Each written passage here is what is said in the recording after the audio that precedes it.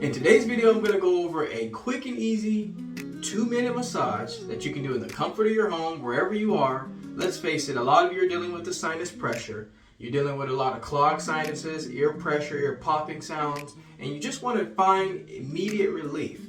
We can't always get to a doctor's office, so we need to do things in the process in order to feel better at the time that we feel these symptoms. So what we're going to do is we're going to take our 2 fingers, or 1, whichever's more comfortable. I usually use 2, and we're going to locate something called the ethmoid and sphenoid sinus. So what we're going to do is we're going to put a little pressure right here, just on the bridge of our nose at the top here, and we're going to start sliding downward. See, we're going to start doing this here.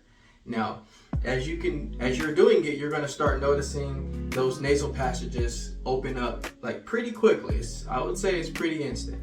And you just continue to do this rhythm here. You're going to go into this type of formation. You're just going to keep massaging downward. And this is where we get a lot of pressure build up over time.